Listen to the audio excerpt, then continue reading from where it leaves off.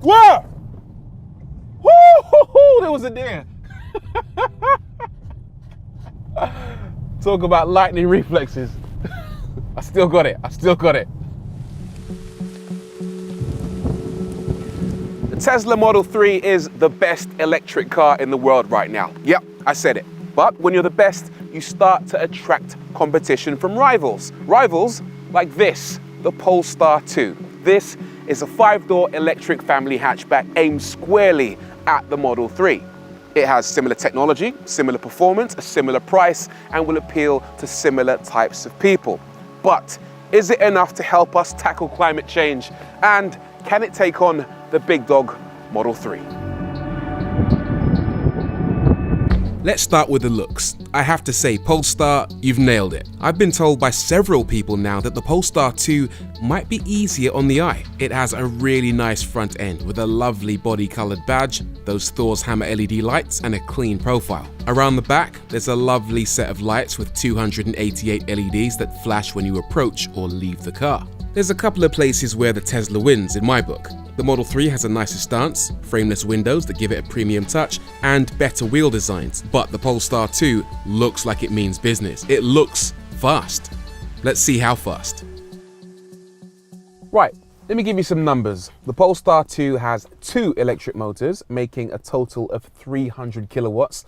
That's just over 400 horsepower in old money. It'll do 0 to 62 in 4.7 seconds and 130 miles an hour flat out. Now, you and I both know that those numbers aren't good enough for it to hang with the Model 3 performance over there, but I want to show you what the difference is. The fastest Model 3 against the fastest Polestar 2. 3, 2, 1, go. Oh, I've got an early lead. I'm winning. And there goes the Model 3. Oh my God, that thing's quick. I got a good launch though. I got a decent launch. He's not that far ahead. Back on the brakes. And just to make sure that wasn't a fluke or a bad start from either of us, we ran it again. 3, 2, 1, go. Oh, I've got the jump on him. I'm leading. Ah, he's got me back. Do you know what? I started so quickly. I reckon the Polestar has a better launch. But the Tesla has better acceleration. Once you're on the move, there is only one winner. That was all very predictable, of course. Oh, another one. They're all over. A little baby deer. Oh, 2 baby deers. Oh man, I'm out here driving electric cars, saving the world, protecting wildlife, until I kill one, of course. Now, that was all very predictable, of course. There's not much in the world that can hang with the Tesla Model 3 performance. This car would have fared slightly better against the Model 3 long range, but even then, it still would have got beaten. The bottom line is that the fastest version of the Polestar 2 cannot keep up with the fastest version of the Tesla Model 3. That's not to say that it's not fun though.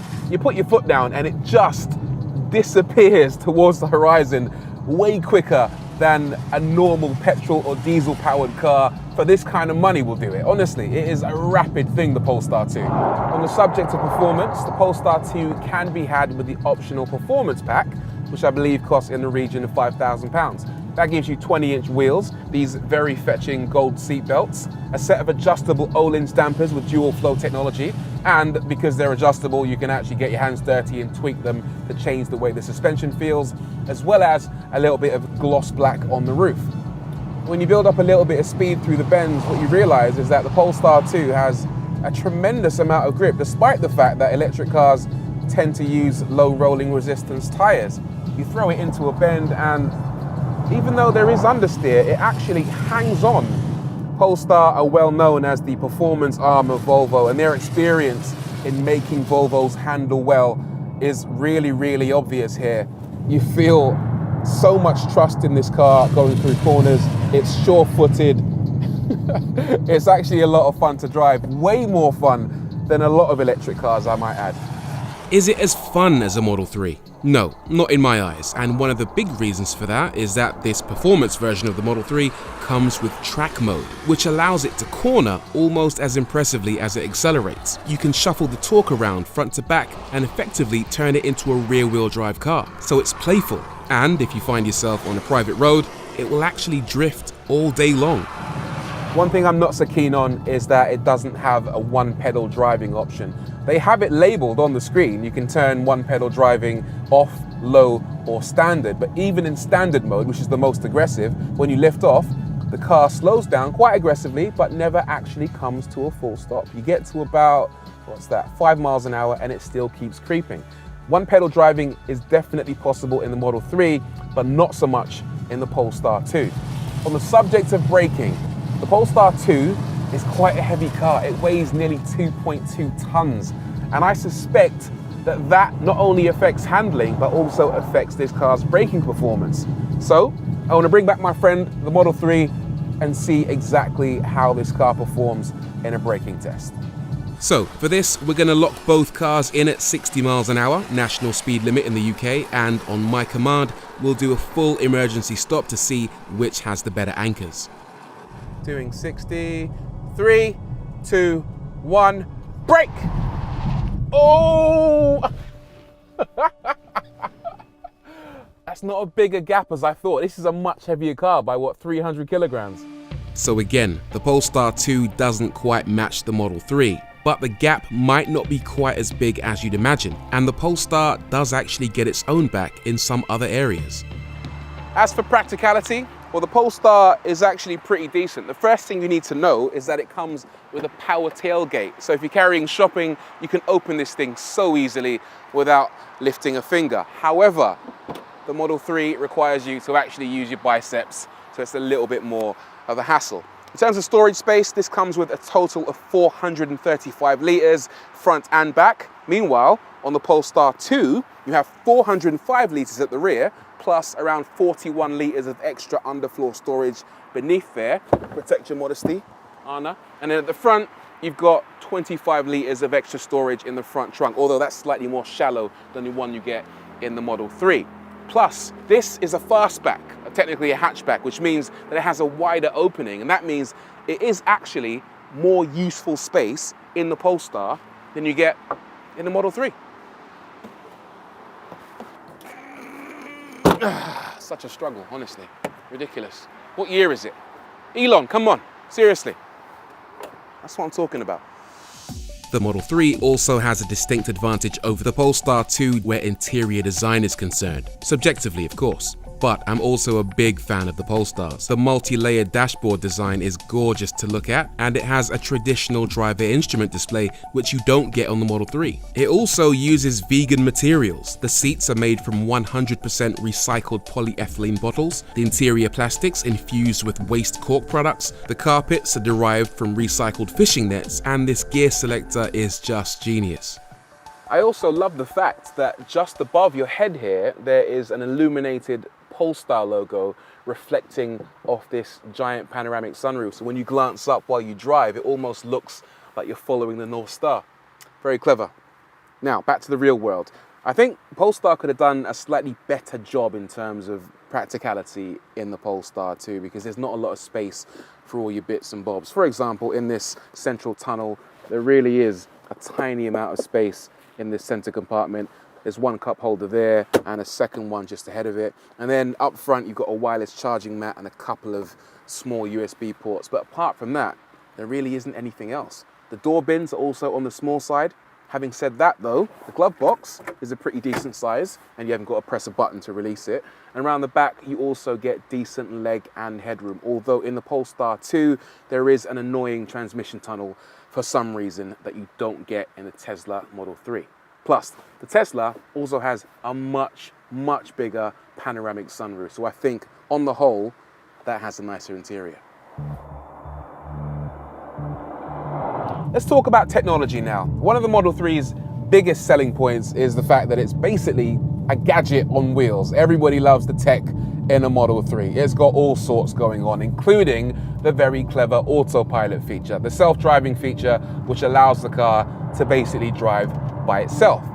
The Polestar 2 has some very similar technology. It has the Pilot package, which includes adaptive cruise control, lane keep assist, traffic line recognition, and autonomous emergency braking. In theory, you can turn these on and the car will actually drive itself around corners.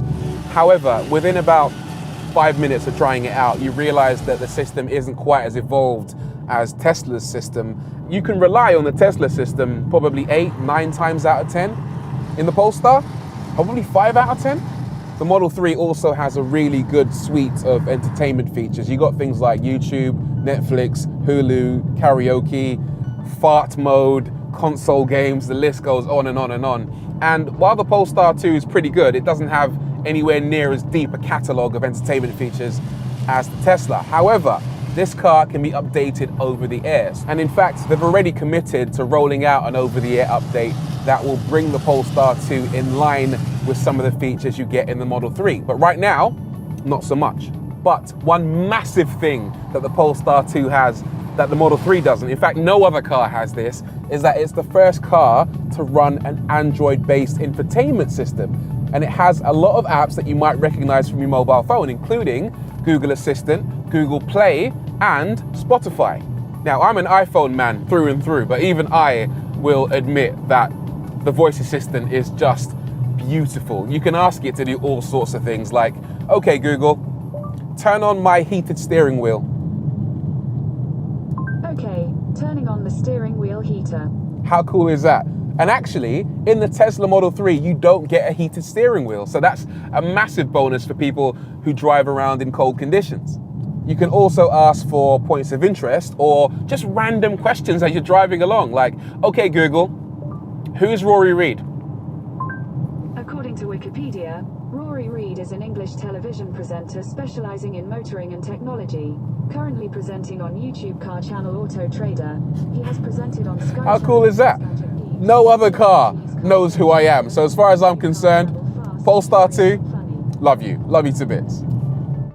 One big area worth comparing is range. The Polestar 2 has a 78 kilowatt-hour battery that provides a WLTP range of 292 miles. The Model 3 Performance has a smaller 75 kilowatt-hour battery, but has a bigger 329-mile range. The cheaper Model 3 Long Range can manage 348 miles. The Model 3 also has by far the better charging infrastructure. The supercharger network is far better evolved than the rivals that would work with the Polestar 2. And the Tesla charges faster, with the latest superchargers allowing 250 kilowatt charging, equivalent to a charge rate of around 1,000 miles per hour. The Polestar works with chargers offering up to 150 kilowatts if you can find them, which gives it a charge rate of only 380 miles per hour.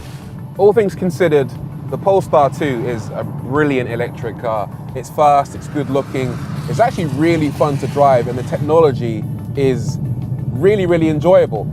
But the biggest thing the Polestar 2 has done is to remind us what an amazing job Tesla have done with the Model 3, ironically. It's faster, it drives better, it has better practicality, it's got a much better charging infrastructure, and ultimately ticks all the boxes you want in not just an electric car, not a deer, but a good family car.